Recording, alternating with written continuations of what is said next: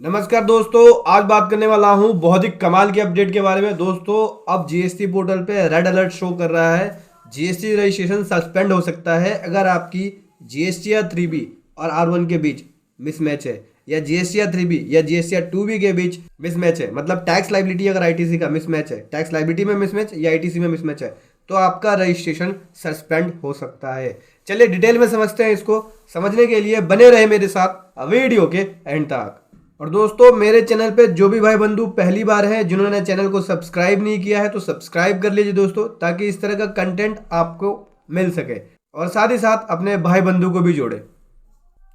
तो चलिए बताता हूँ आपको। रेड अलर्ट शो कर रहा है जीएसटी पोर्टल पे। अगर आपने गलत रिटर्नें फाइल कर दी हैं, रिटर्नों के अंदर आपके मिसमैच है 3B R1 के बीच या फिर 3B 2B के बीच, तो उस केस में आपका रजिस्ट्रेशन सस्पेंड किया जा सकता है।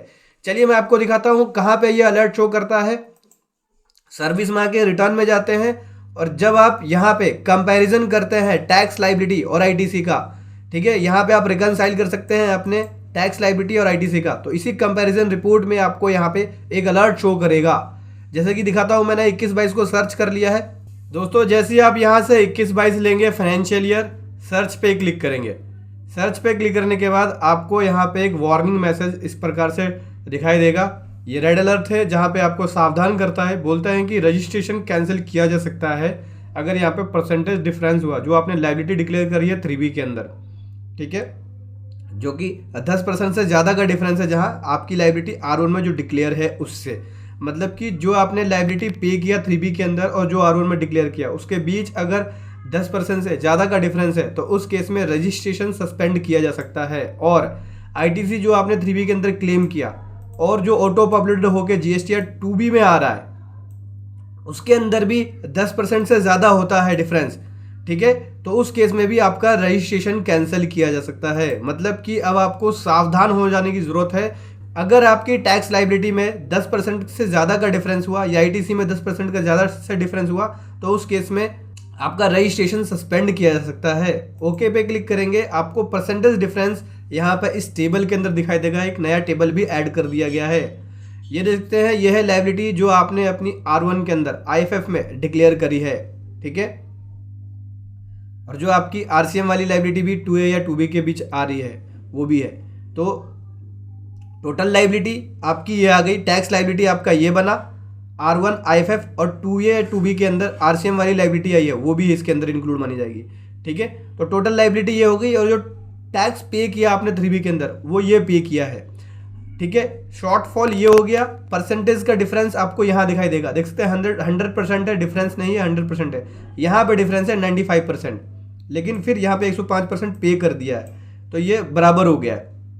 यहीं पे अगर ये डिफरेंस ज़्यादा होता, 70% या 80% दिखाता और पे नहीं किया होता हमने, तो यहाँ पे इस केस में हमारा रजिस्ट्रेशन कैंसिल किया जा सकता था। अभी जैसे ही अगर आपका डिफरेंस ज़्यादा होता है, तो यहाँ पे एक पेमेंट ऑप्शन भी दिखता है, देख सकते हैं। DRC 03 का यूज़ करते हुए पेमेंट कर सकते हैं। इस बटन पे क्लिक करेंगे, ये आपको सीधा DRC 03 पे लेके चला जाएगा। यहाँ पे जाएंगे, फॉर्म सेलेक्ट करेंगे DRC 03, और न्यू एप्लीकेशन पे जाके जो भी शॉर्ट फॉल है उसका आप यहाँ पे सेलेक्ट कर सकते हैं। जैसे कि अगर लाइबिलिटी मिसमैच है तो R1 3B ले सकते हैं, आईटीसी मिसमैच है तो 2A 2B ले सकते हैं। 2A 2B और 3B के बीच का डिफरेंस जो है वो ले सकते हैं, और फिर टैक्स की पेमेंट कर देंगे। जैसे ही टैक्स की पेमेंट कर देंगे, आपको यहाँ पे रिफ्लेक्ट भी होगा। अगर आपने DRC 03 का यूज़ करते हुए पे भी किया है टैक्स, तो उसका रिफ्लेक्शन भी आपको दिखाई देगा। मैं आपको दिखाता हूँ। 21-22 सेलेक्ट कर लिया, सर्च पे क्लिक किया हमने। क्लिक करते के साथ ही ये फिर से वार्निंग मैसेज दिखाता है। यहाँ देख सकते हैं, अगर आपने कोई भी पेमेंट DRC 03 का यूज़ करते हुए किया है तो वहाँ दिखा देगा। उसके बाद शॉर्टफॉल है वो आपको दिखाएगा, ठीक है। ये तो थी जो लाइबिलिटी आपने डिक्लेयर किया है और जो पे किया है उसकी बात है ये, ठीक है दोस्तों। और अगर आपको डिटेल में देखना है टैक्स हेडवाइज, तो एक्सपेंड पे क्लिक करेंगे, ये आपको टैक्स हेडवाइज दिखाएगा। IGST में, CGST में, GST में कितना है लाइबिलिटी और कितना आपने पे किया 3B के अंदर, ठीक है। शॉर्टफॉल किसके अंदर, कौन से हेड में शॉर्टफॉल है, वो भी आपको यहाँ पे दिखा देगा, ठीक है। ये तो थी लाइबिलिटी जो आपने डिक्लेयर किया या पे किया। परसेंटेज शॉर्टफॉल जो है वो भी दिखाई देगा आपको। नीचे आते हैं, यहाँ दिखाता है लाइबिलिटी और आईटीसी समरी, कि आपने कितनी लाइबिलिटी दिखाई है 3B और R1 के बीच, ये शॉर्टफॉल हो गया।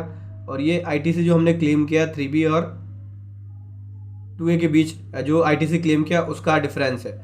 परसेंटेज डिफरेंस भी आपको यहाँ पे दिखा रहा है, देख सकते हैं। मैंने बताया कि अगर 10% से ज़्यादा का डिफरेंस है तो उस केस में रजिस्ट्रेशन कैंसिल किया जा सकता है।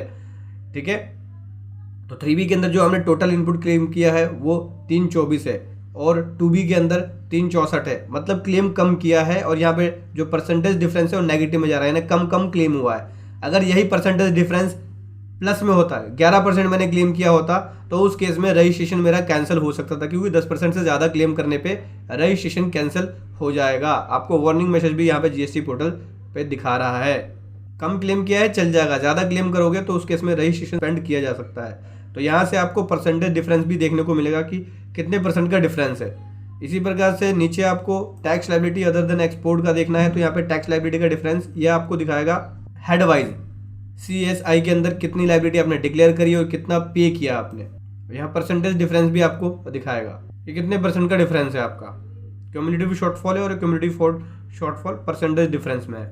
ये RCM की लायबिलिटी एक बार प्लस हुआ, एक बार माइनस हो गया तो जीरो हो गया RCM की लायबिलिटी। और ये SEZ की लायबिलिटी है, एक्सपोर्ट किया है आपने, या SEZ की लायबिलिटी अगर आपकी टैक्स की बनी है तो उसकी डिटेल आपको यहाँ पे दिखाएगा। यहाँ भी आपको परसेंटेज शॉर्टफॉल दिखाई देगा, देख सकते हैं।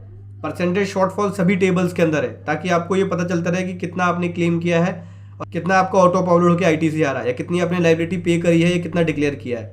ये देखते हैं, ये है इनपुट क्रेडिट जो हमने क्लेम किया और ये 2B में ऑटो अपलोडेड होकर आ रहा है। यहाँ पे परसेंटेज डिफरेंस में देखें तो नेगेटिव आ रहा है, दैट मीन्स हमने कम क्लेम किया। यही पॉजिटिव में आता है 11%, तो रजिस्ट्रेशन सस्पेंड हो सकता था।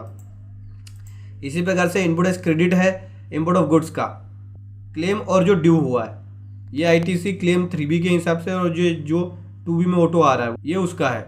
ये RCM की लायबिलिटी, रिवर्स चार्जबाजी लायबिलिटी और इनपुट क्रेडिट।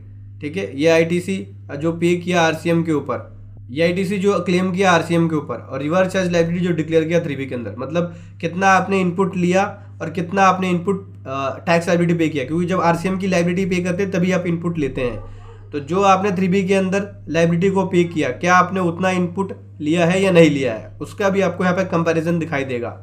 ठीक है, मतलब कि ITC RCM के ऊपर तभी ले सकते हैं, पहले RCM को आपको पे करना होगा, तभी आप RCM का ITC ले सकते हैं। तो यहाँ भी अगर कोई शॉर्टफॉल होगा तो वो आपको यहाँ पे दिखाई दे देगा। तो अब दोस्तों सावधान हो जाइए, GST ऑफिसर जो है इसके बेसिस पे आपको नोटिस भेज सकते हैं और आपका रजिस्ट्रेशन कैंसिल कर सकते हैं। रिटर्न फाइल करते वक्त जरूर चेक करें कि आपका 3B और 1 के बीच कोई डिफरेंस तो नहीं है, या आप इनपुट जो ले रहे हैं 2B में जो ऑटो पॉपुलर होकर आ रहा है वही आप ले रहे हैं, या उससे ज़्यादा ले रहे हैं। उससे ज़्यादा ले रहे हैं तो उस केस में रजिस्ट्रेशन सस्पेंड किया जा सकता है।